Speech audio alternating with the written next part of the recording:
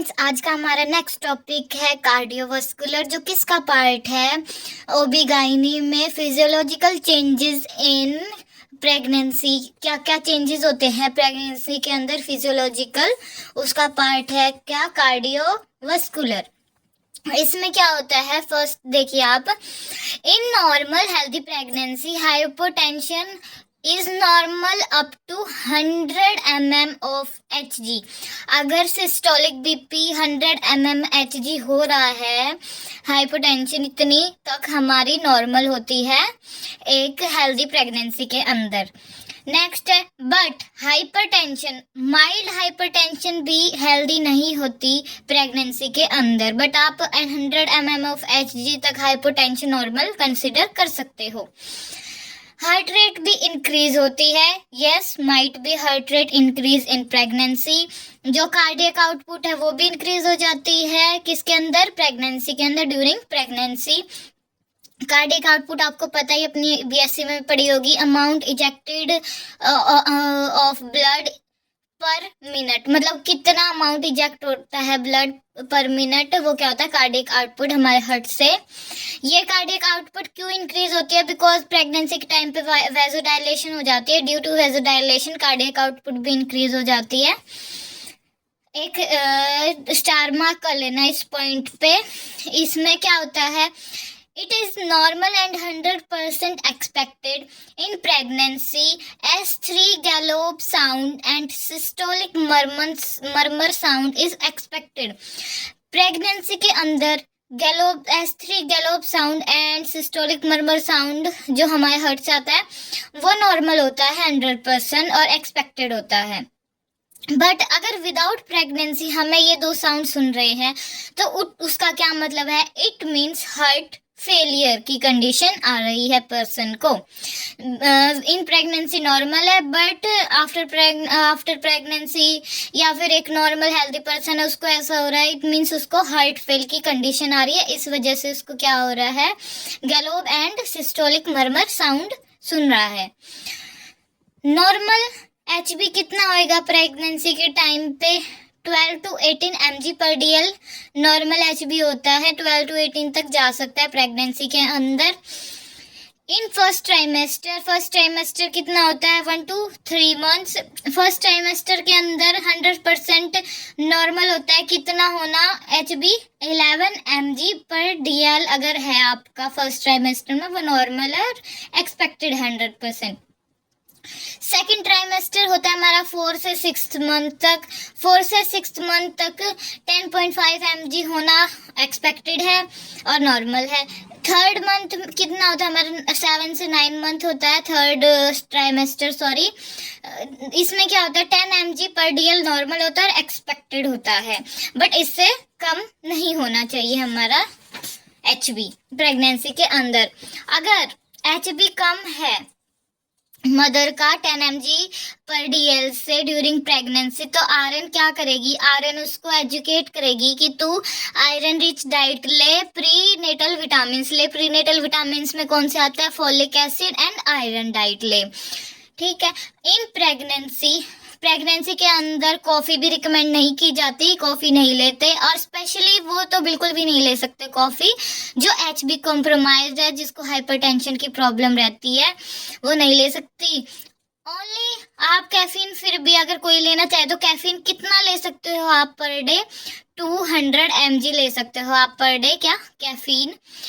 T can also not recommended in क्या pregnancy, but according to NCLEX आप क्या कर सकते हो, लेमन टी ले सकते हो, बट आप टी भी नहीं ले सकते अदरवाइज। अब ये थे हमारे कार्डियोवास्कुलर के, बता दिए मैंने। अब चेंजेस इन GI सिस्टम के अंदर क्या चेंजेस आएंगे during pregnancy. Nausea and vomiting are expected in first trimester। Nausea और vomiting first trimester में होती है मदर को और एक्सपेक्टेड होती है, बट अगर आफ्टर उसके हो रही है फर्स्ट ट्राइमेस्टर के वॉमिटिंग, तो वो नॉर्मल नहीं है, वो HCG हार्मोन की वजह से होती है और वो नॉर्मल नहीं होती। अब 2 पॉइंट देखिए, इन फर्स्ट ट्राइमेस्टर जो HCG है, हार्मोन है, वो ओवरीज बनाती हैं हमारी बॉडी के अंदर। तो और वो ओवरीज से बनता है तो वो टॉलरेट नहीं होता हमारी बॉडी से। बट अगर आफ्टर फर्स्ट ट्राइमेस्टर HCG बनता है तो वो प्लेसेंटा के थ्रू बनता है, जो हमारी बॉडी टॉलरेट कर लेती है। बट जो नहीं कर पाती उसको फिर भी नोज़िया एंड वॉमिटिंग चलती है। अब एक क्वेश्चन है, mother is having nausea and vomiting in first trimester. अगर मदर को नोजिया और वॉमिटिंग हो रहा है फर्स्ट ट्राइमेस्टर के अंदर तो हम क्या बोलेंगे उसको? गिव, क्या देंगे हम? Give dry crackers, dry carbohydrate in early morning before getting out of bed, followed by sips of water throughout the day। Means हम उसको बोलेंगे ड्राई क्रैकर्स ले तू और ड्राई कार्बोहाइड्रेट ले अर्ली मॉर्निंग, अपने बेड से उठने से पहले ये सब ले, और सारा दिन क्या करे? सिप्स ऑफ वाटर ले, पूरा दिन थोड़ा थोड़ा थोड़ा थोड़ा पानी पीती रहे, एकदम से बिल्कुल ज़्यादा भी नहीं पीना है, सिप्स सिप्स करके पीना है। नेक्स्ट पॉइंट आप एरो लगा के लिख लेना, पैराग्राफ टाइप में लिखने की नीड नहीं है, एरो से आपको जल्दी याद होगा फ्लो चार्ट के थ्रू। नेक्स्ट है, consume fluid at least 30 minutes before और आफ्टर सॉलिड फूड।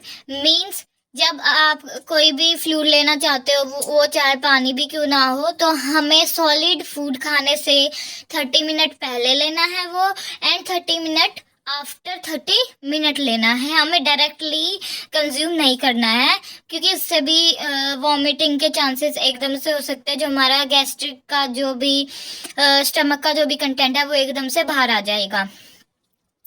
अगर डाइट प्रॉपर्ली ट्रीट नहीं करी, या फिर हम बोल सकते हैं डाइट से फर्क नहीं पड़ रहा, तो हम क्या करेंगे? ये सब दे दिया हमने, ये सब कर लिया, फिर भी उसको वॉमिट हो जा रही है, उसको कोई फर्क नहीं पड़ रहा, तो हम क्या बोलेंगे कि हम उसको क्या देंगे? Anti emetic. एंटी एमेटिक भी हम कौन सी देंगे? सबसे फेमस है सब कि वॉमिटिंग में यही दी जाती है, ओंडास्टिरोन।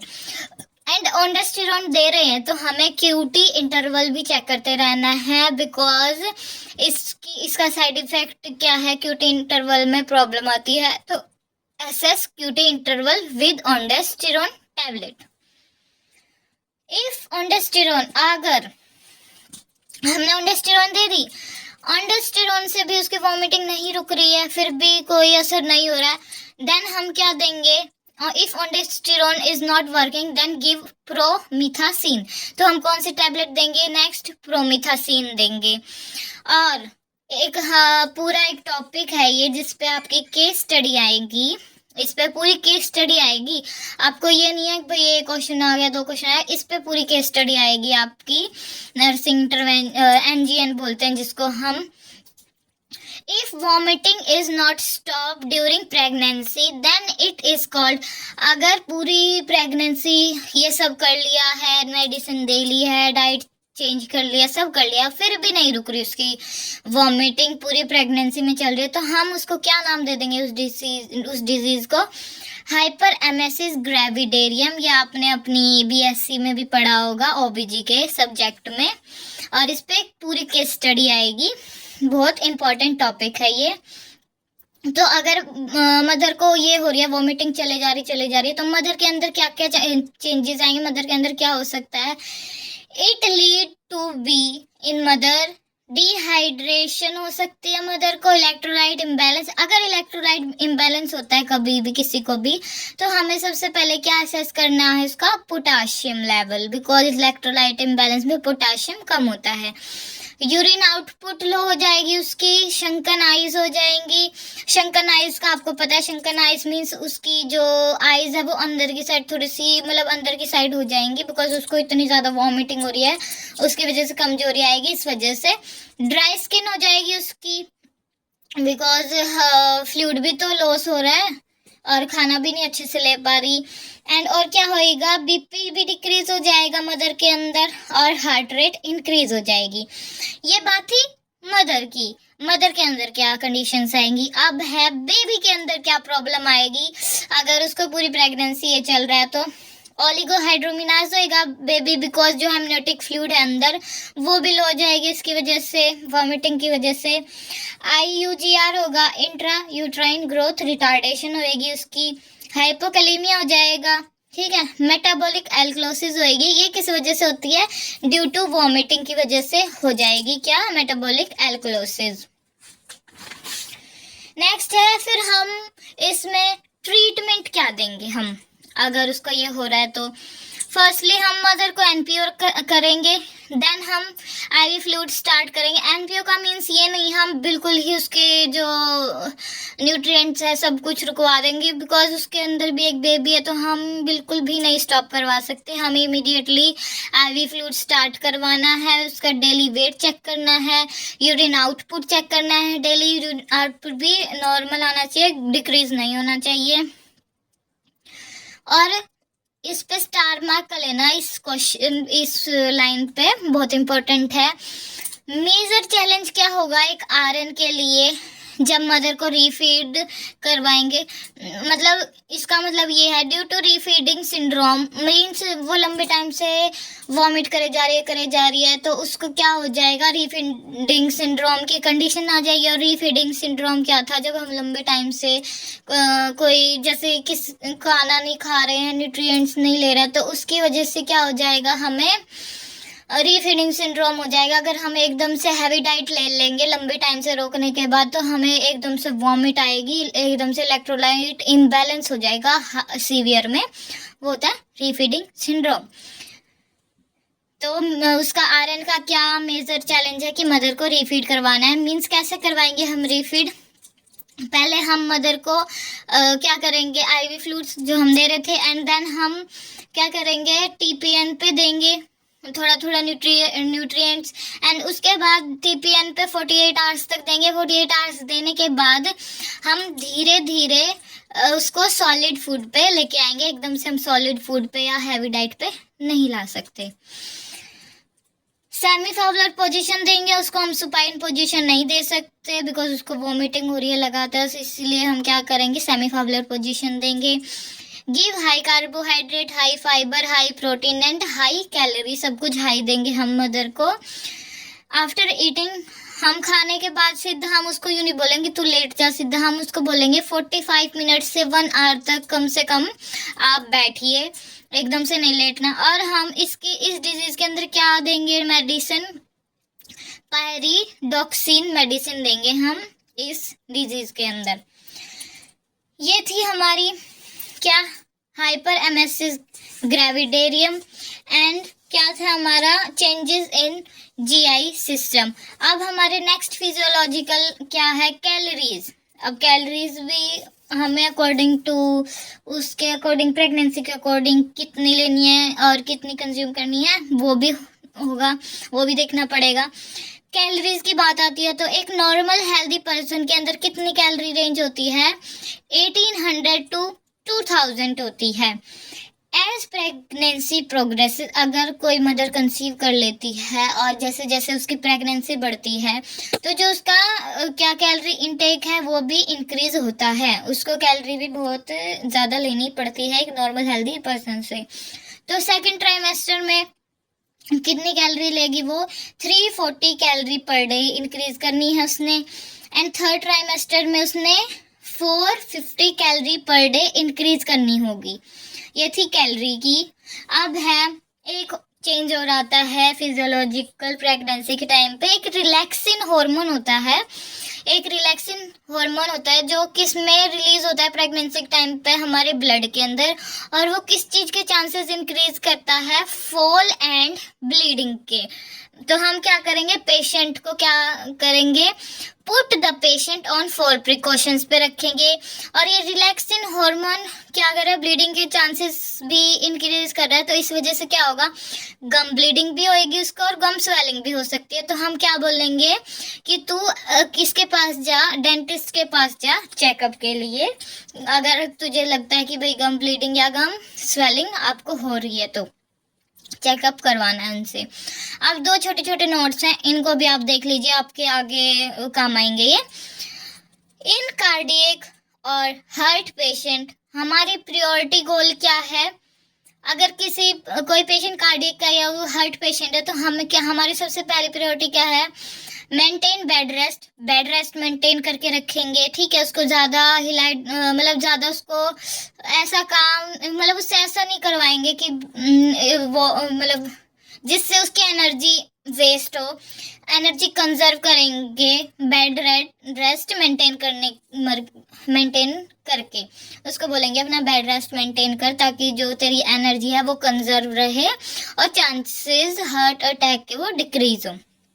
नेक्स्ट नोट है एक और। अब अगर जो मैंने आपको पहले बताया था कि क्या है वो हार्ट वाली बताई थी, अब इसमें एक और क्वेश्चन आता है, नोट देख लीजिए। अगर मदर को ऑलरेडी क्या है, हार्ट की प्रॉब्लम है, then we will go for premature delivery और सी सेक्शन। हमें पता लग गया है, मान लो कोई पेशेंट आई है और हमने चेकअप किया और हमें पता लग गया इसको पहले ही ऑलरेडी क्या है, हार्ट प्रॉब्लम है।